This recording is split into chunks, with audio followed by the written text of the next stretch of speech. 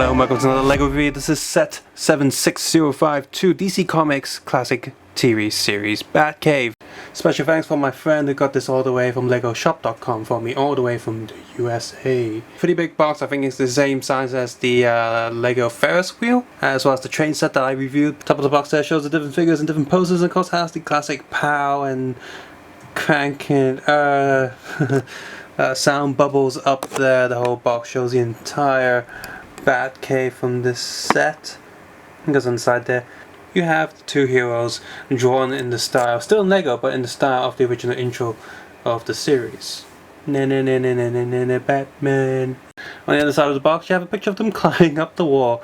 Usually someone opens the window and says some gag. The bottom top of the box is done in the style of the classic ending of Batman, where we'll say same bat time, same bat channel. And of course the box will showcase different things and different features from this set.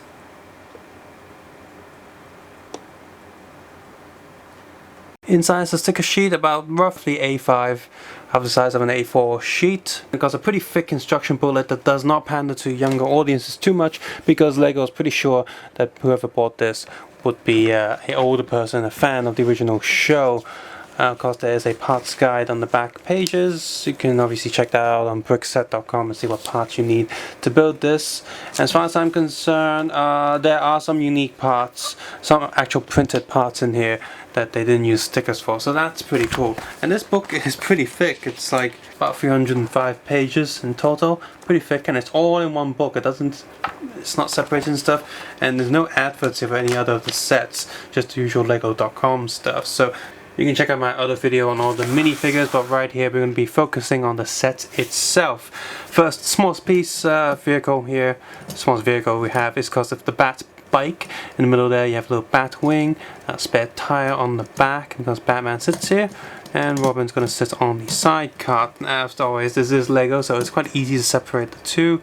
If you do separate it though, the sidecar cannot roll on its own, unlike it did in the movie, where he would detach before both of them going to each side. It will separate, and then they both go on each side of the helicopter, and then getting on that. So the bike looks decent enough. Next vehicle we have here is the Bat helicopter, which is modeled after the helicopter that's in the movie. Unfortunately, this has been downsized to a single seater, and you're gonna have Batman sitting next to Robin or in the back seat. And of course, there's also no room for the shock repellent bat spray, which is a huge downer. I really wish this helicopter was just a tiny bit bigger, just to fit those things in there. Unfortunately we don't, and this is what we've got, which actually makes the size and shape look a little bit different, a little bit wrong. The proportions look off. This back propeller looks way too big for the size of this helicopter. This is way too long for the size of the front, so it just looks a bit weird. The front looks okay, and I guess with camera tricks and camera angles you can probably pretend that there's two people sitting in there. We have a unique piece here that's printed with the Bat logo on the front, which does look pretty cool, and you can probably use it for something else.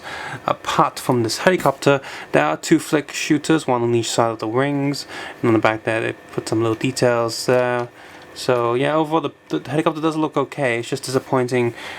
Looks okay from the front, disappointing there's not a two-seater, there's no space to put anything inside, and the back looks weird, so I'm not too big of a fan of this vehicle in particular. Here's what it looks like with both heroes on the bike. Robin does not look too silly on this, which is good. And what they did get right, and I knew, they must have known they had to get this one right, was the 60s Batmobile. This was important to get right. The shape, the size of it just feels good. You even have enough space on the back for a trunk. You put some fire in there if you want to on the exhaust, but by default there isn't. Such a small exhaust there. This whole bat thing's on little sliding, what do you call those? Those little connectors with the turning, you know what I mean, just sliding stuff. And yeah, you got two stud shooters on the front, which of course you can easily remove. It won't really affect the look of the Batmobile too much. You do have the different controls. You have the phone, you have the lever there. When you pull the lever down, the Batmobile does that. Like a 180-degree rotating. That's pretty cool. What they didn't manage to get is a door on the side there, so nothing opens here, you just need to pull that out. And yeah, there are some printed pieces here. Again, the red bat logo, because these are single 1x1 size pieces, so you do get a spare or two in the box. So that's pretty cool. The wheels look good. Another complaint, my nitpick, is I don't really like these window panels too much, because they're not really windows, they're just transparent bricks. So they're not really transparent at all. I mean, the pieces are transparent, but there's so much going on that it really covers up the whole thing, so I can't really see the seat or the people sitting in there when I'm looking at it from the front. So I'm going to put Batman here in the driving seat. I'll put Robin in the other seat, of course. And you can see, there they are. So while the overall look of the Batmobile is pretty spot on, pretty good, there's still minor gripes with it. I'm sure you can alter this just enough to make it look 10 times better. It is a little bit smaller than what it could have been. I recommend the Batmobile is actually maybe a little bit wider, not that much. Just maybe 2 studs wider and just a little bit taller. That'll be much better. But this is what we got, and this fits the whole Lego road plates and landscape size, so that's what they were going for. But the overall look is still good. Bottom is very flat, a little bit boring, but the overall look from the front is pretty decent. The actual Batcave itself is split into 3 chunks. This is the most basic chunk. It's just a bit of a cave and a little bit of an exit there, so the Batmobile actually can go inside there. They put some extra plates in there just to simulate a bit of rock and dirt. And in the instruction booklet, they've actually advertised as these stone walls to be removable, to be attached to the main tower that you'll see in a moment. But you see here the back isn't decorated too much, but there's holes there, so you can decorate it with your own choosing. I'd say the easiest way to make this more realistic is to just get some brown paper, brown sort of wrapping paper, cardboard paper, thin just roll up paper, and just crumple it up and stick it to the back wall or something, and when you put this on display, so you have a whole stone texture thing going on to complement what's going on here. As for this actual piece, yeah, the Batmobile doesn't actually run too well, and that's the Batmobile's fault. There's not enough space between the wheel and the floor, so this thing is quite flat. So when there's a little bump here, the wheels actually leave the surface, and that's kind of annoying. You see, you can hear that. It's not, the wheels aren't touching any surface. But you can have the Batmobile just sort of resting there, just out the way, when you put it on display. And on top here, there's just a grey surface where the Bat logo sticker goes, and it's just, you just put the helicopter there, and there you go. Even though that didn't happen in the movie or the show, they actually had to go to the airport, because you know, Batman's not a vigilante in the 60s series. He's like buddies with the police in the city. Happy Batman. So he actually goes to the airport to get the helicopter, but here they've just given him a plate there. So yeah, this is sort of a semi-reimagining of the Batcave from the 60s. Next up we have the middle section here. Human centipede. Middle section here. Now this centerpiece, this is probably the best piece from the entire set. The size of this is even accurate. This is spot on. You got some computer screens on the side which you can easily pull out. I haven't applied any of the stickers yet, but you can easily pull these out and have your little computer screens going on, and set these around. Set these around the Batcave. But yeah, this the center reactor, this core. Obviously this set is appealing older people who have seen the show, so they have to make it more accurate and forget about toyish gimmicks for a while and actually make a set that looks like it does in the show.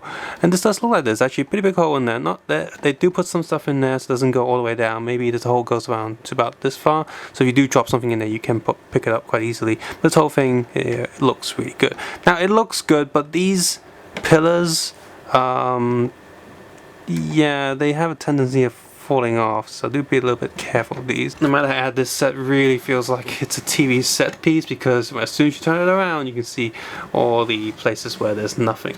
At least the details of the centerpiece still continues, but you can see, oh look, there's a hollow out cave and wall, and that's pretty cool. I know it's not by design, it's just pretty cool to imagine that this is like a TV set, and so that's where the set ends and reality begins.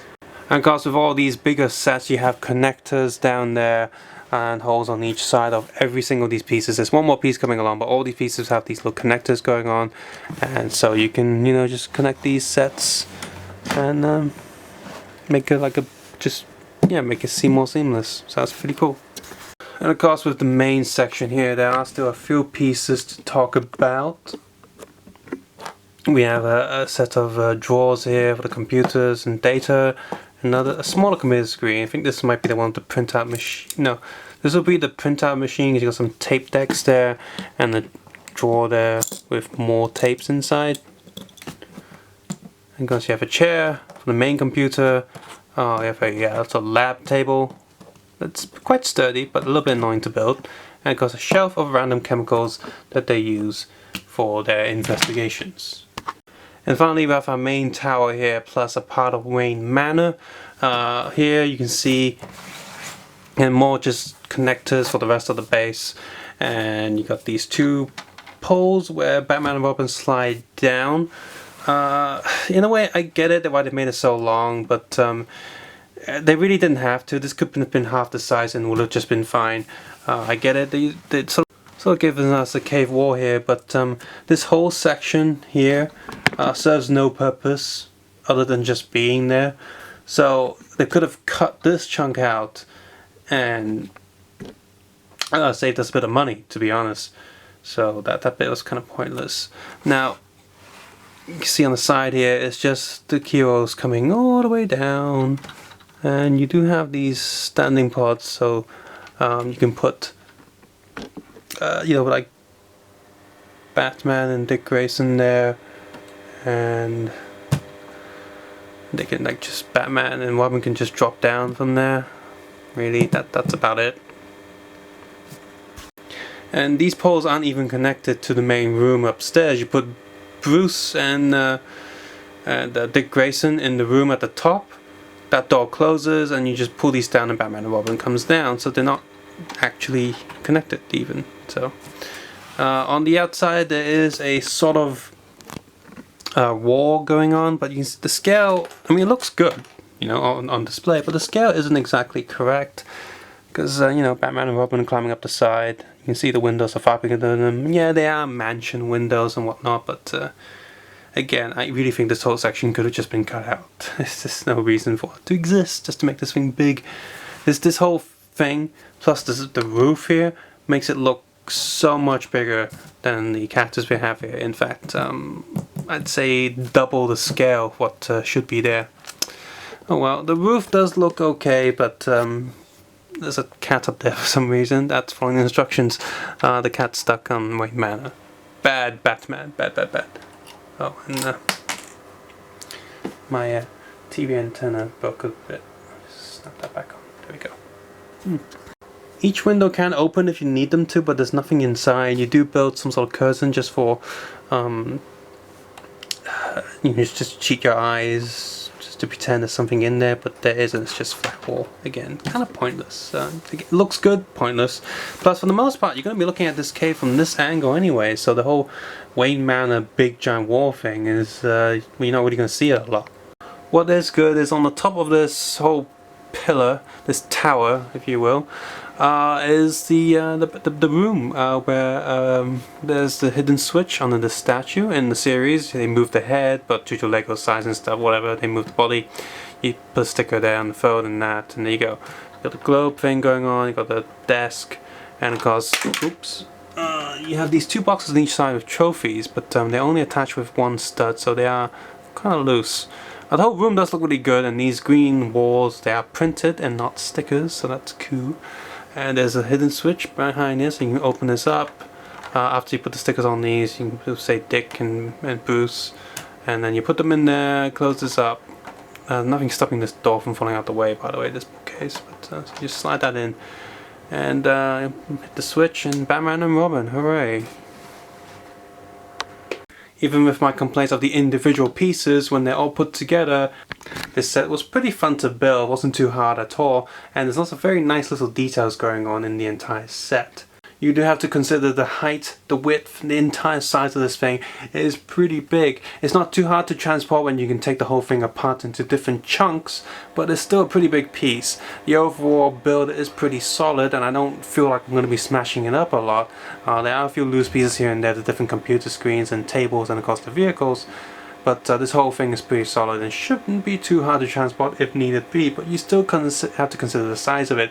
It is a pretty big set, which is unfortunate for some people who don't have the room but still really want these figures, because they are nice figures in this set. And because another thing to consider is the price of this set. Not only is it big, therefore it's expensive, but also considering the licensing fees, it's still a bit too expensive for its own good.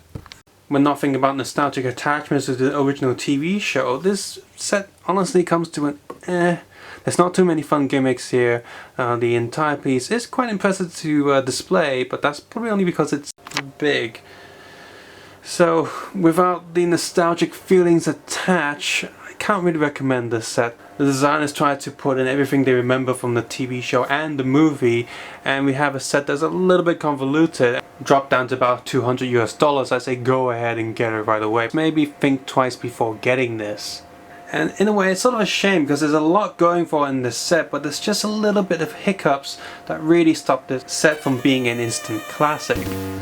If you found this video useful or enjoyed it at all, please consider clicking the like button, subscribe button, and leaving a comment below on how you feel about this set, or maybe what's your favorite biggest LEGO set ever. As always, you can check out my other videos on official LEGO and knockoff LEGO set reviews, hopefully without any ad block on. I would appreciate that so much. And you can check out my other toy reviews on figures and etc, etc. You can also support me on Patreon if you want, so I can do more videos for you guys more often. But as always, you don't have to do any of that.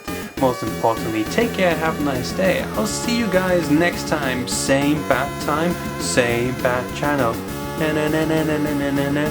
Batman.